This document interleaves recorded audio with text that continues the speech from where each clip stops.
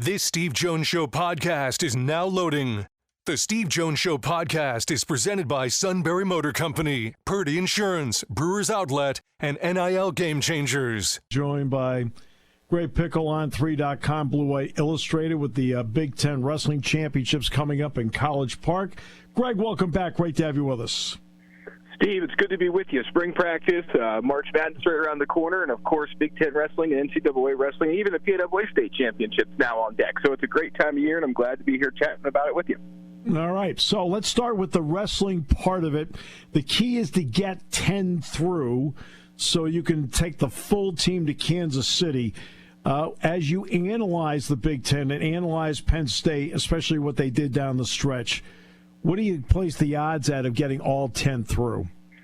Yeah, to me, it's pretty, you never say never. Someone could get hurt, something could happen. But between the number of allocated bids the Big Ten gets and the number of at-large that exists for guys who do not get an allocated bid, it's 99.99999%. I mean, if you look at the pre-seeds that came out earlier this week, there's not a weight class where Penn State does not have a wrestler safely within that allocation number that they stretch anywhere from the Big Ten sends 11 141-pounders to NCAAs to they send 7 in a couple of different weight classes, mostly ones that Penn State is favored to win titles at. So I would say, you never say never about anything, but certainly we know how successful this Penn State wrestling team is. And when you combine that with the way the qualification process works, it's about as close to a guarantee as you can get. Were there any even subtle surprises in the pre-seeds to you? No, not really. I mean, I think when you look down this list, there was a question, and not really much of one, about whether Dean Hamidi of Wisconsin or Mitchell Messenbrink of Penn State would be the 1 seed at 165 pounds. Hamidi's been ahead of Messenbrink in the rankings and for almost the entirety of, I guess, all of the season. So there was no real shock there. Of course, Messenbrink ends up at number 2. Braden Davis is at number 6 at 125 pounds. Again, we talked the last time I was on your show, but just the craziness of 125 pounds and some of the struggles he had in February, I think that's a logical spot for him to have ended up. And the same thing, Tyler Case at number 4 at 149, Aaron Nagel at number 5 at 133. Could you quibble with it? Yeah, probably. But at the end of the day, I think Penn State probably is about where they expect it to be at the 10 spots going into the weekend. There's still a chance for those to be tweaked before the official brackets come out Friday afternoon. I'm pretty sure they'll stay pretty exactly as is unless there's changes somewhere else in the conference, someone drops out, so on and so forth. But, yeah, all told, no, not really. I think it's probably about where most people expected Penn State's wrestlers to end up. And, of course, there will be the mystery surrounding Carter Starocci. How intrigued are you by that? Yeah, I mean, I don't think there's any choice but to be, making that the focal point of Penn State's weekend there, fairly or not. There's no doubt that what he does in Maryland is going to change the outcome of that weight class, both, at Big Tens and at Nationals. Clearly, if he's healthy and he can wrestle the whole way through, he'll be more than the odds-on favorite to win the Big Ten title and the NCAA title. But, Cale Sanderson talking on Monday of this week saying that his mission is still to, seek and destroy, if you will, his opponents, and that he's going to go compete, and then it's on the coaching staff to make sure that if he, by doing so, is putting himself in any position to, risk further injury or just wrestle in a way that is not up to his capabilities, that they need to step in and, make sure that they're protecting him. So we'll see.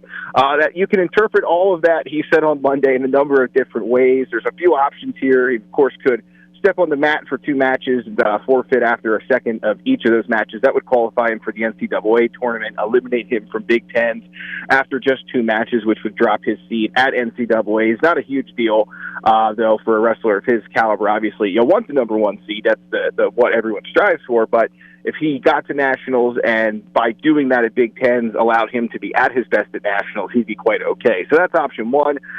That's option 2. Option 1 would be to be healthy enough to wrestle his way through the tournament and win the Big Ten title as he's expected to do all season prior to suffering the injury at Edinburgh. That'd be 1. Stepping on the mat twice and then moving on would be 2. And then a third option, of course, would be similar to what Jason Nolf did a handful of years ago and wrestle through to maybe through the quarterfinals, maybe get to the semifinals, and then say, okay, I've gone far enough here. I'm going to take the rest of this tournament off, and the week leading up to Nationals, week and a half, to get healthy. So Penn State has options, and I think at this point you trust Cale Sanderson, Cody Sanderson, Casey Cunningham, and obviously Dan Musley, the trainer, and Carter Starocci, the competitor, to put themselves and him in the best position to be at his best at nationals. So whatever track they choose to take, it will be with that in mind.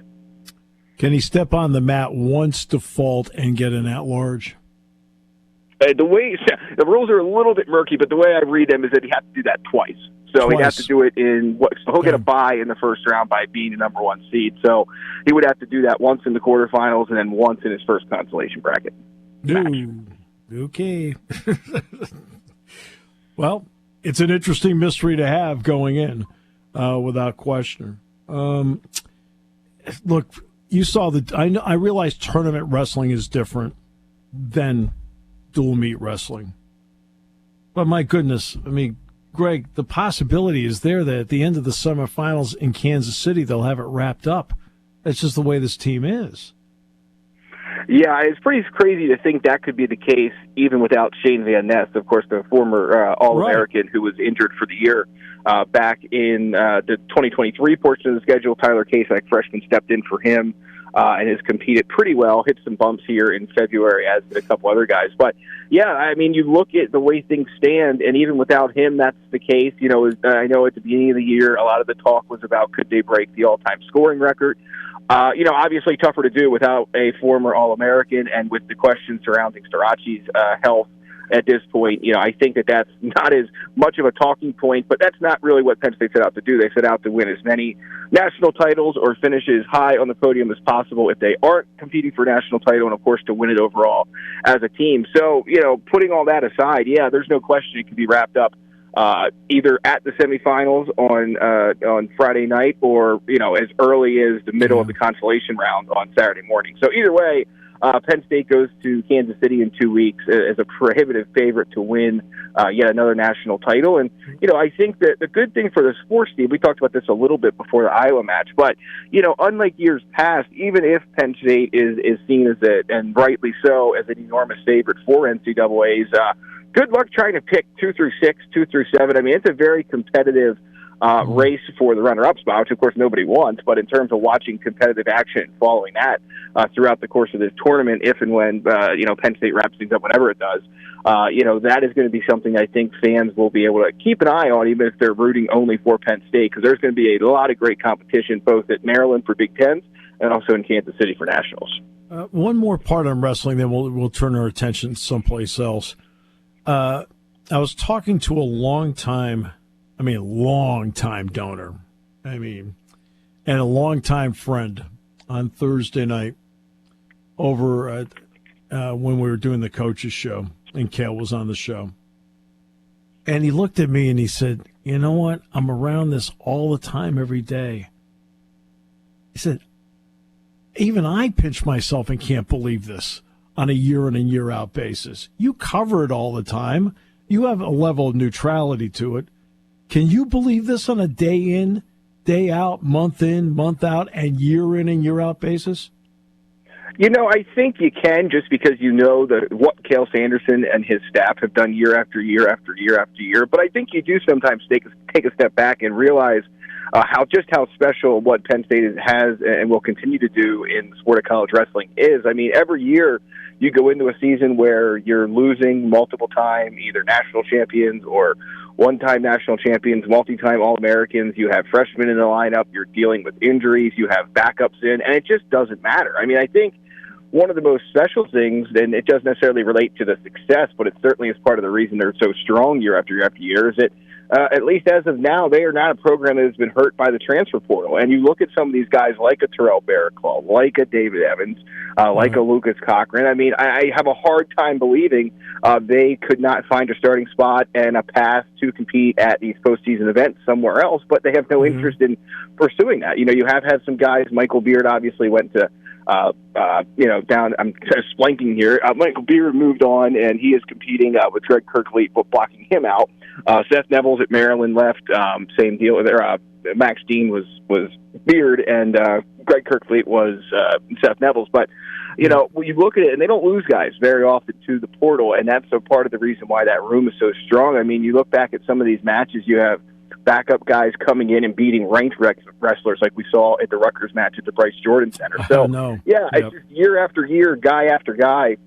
It doesn't matter how much lineup turnover they have. It doesn't matter what kind of adversity they deal with. Somebody else just steps in, and because of the way, obviously, they're naturally gifted as athletes, that's why they're in that room to begin with, but because of the way they are prepared and coached, it just keeps turning over year after year after year. And it is special and something I think fans should step back and think about from time to time, because it's just not something you see or will always see, again.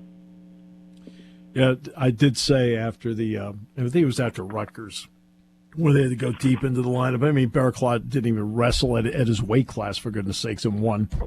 And I said it reminded me of the stories. And believe it or not, Greg, I was not alive in the late 40s, okay? When they used to say after World War II, Notre Dame, because of those returning from war, the second team gave the first team in Notre Dame the most competition it had all the way through. I said, I wonder if you can say the same thing. I wonder where the second unit of Penn State wrestling would be ranked in the top 10. Seriously. Yeah. Yeah, it's a fascinating thing to consider, because you're right. I mean, I think more often than not in every case, but more often than not, these guys are seeing the best competition, they're going to face in the room, because keep in mind, you don't just have the college-age wrestlers that are in there. You have the Nittany Lion Wrestling Club practicing with these guys, too, guys who are multi-time All-Americans, in some case, gold medal Olympians. So, there's so much talent in that room that, I would say, maybe not every case up and down all 10 weight classes, but a darn near majority of them, if not all of them. You have guys that, are seeing in the practice room better than what they're going to see on the mat, whether it's in the dual season or the postseason. In football, with practice starting next Tuesday, what are a couple of, on your list, interesting items you're looking to see as this progresses?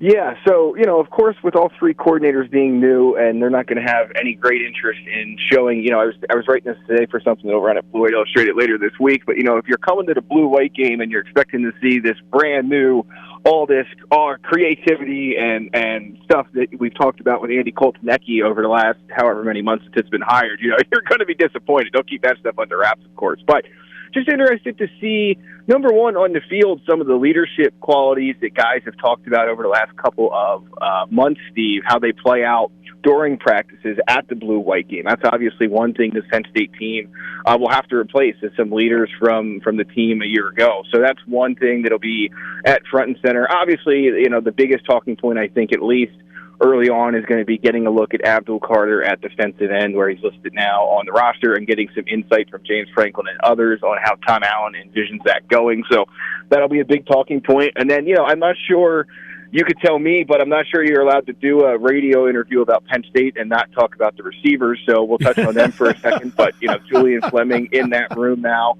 Obviously, you have some returners back, and guys that, and Keandre Lambert-Smith and Trey Wallace and some others that are looking to really take that next step. So that's going to be a big talking point of the spring, too. So I think it's interesting. It's a very interesting spring. The offensive line has great competition. There's fun competition at the defensive end and defensive tackle spots, even in rotation roles. You're not going to find out who the new kicker is going to be this spring, I don't think, but that's something that we'll be talking about with Justin Lustig from time to time. So obviously, this is a team that, depending on who you're looking at, is ranked anywhere from inside the top 10 to right inside the top 15. So high expectations, but plenty to discuss. There's key returners at a number of spots, and we all know who those are. But I think in spring, some of the most interesting stuff to follow is how these either new guys or younger guys are stepping in and either earning roles or maybe not getting to that part, a part of the depth chart that we expected them to as quickly as expected. So it's going to be fun. I can't believe that spring is here. Spring practice is here, and that we're talking about postseason wrestling as well. I'm not sure where the first 2 months went of this year, but we're here. And I think for Penn State, listening to Chuck Losey talk last week, it sounds like they had a good winter workout session, which of course every program's going to say they do. But you saw some of that leadership stuff pop up during that session that was open to reporters last week, and we're going to see more of that in the weeks and months ahead leading into the blue-white game. So there'll be a lot to talk about. You did reference in the open just to let you know that I was listening, about the PIAAs. Anything of interest that you want to drop in about the PIAAs that you're looking at? Yeah, so there's a few commits that'll be on hand, a few targets. I mean, I think if you want to combine, the most relevant thing as it relates to combining football and wrestling together, Caleb Brewer, the class of 2024 signee out of Wyomissing, is going to be on the mat. He qualified for the state tournament at the Class 2A level, so he'll be competing starting tomorrow morning in Hershey, and I think that is obviously, how far he can go. We'll have to wait and see. He's ranked 10th right now in PA at that weight by Flow Wrestling. Certainly, I think he got a good draw to go as far as he can. He's going to run into the number one guy in the semifinals in all likelihood. But, I think he could have enrolled early, and they elected not to simply because he wanted to chase, a final, have a final chance to win a PWA state championship in wrestling. So he's had a good season to date. And we'll see how that goes. Asher Cunningham's a State College native, tremendous wrestler at the Class 3A level. He's going to be competing, one of the commits, that is on hand, one of a handful. So, yeah, we'll have complete coverage of that as well. But certainly you have some football flavor down there. You obviously have some wrestling flavor down there. Yeah. You have guys going for state medals before they head to State College here in a couple months. Greg, you do a brilliant job of covering it all. Thanks so much for the time you gave us today. Really appreciate it. Always a pleasure, Steve. See you soon. Have a good day. That's Greg Pickel on 3.com, Blue White Illustrated. Today's show brought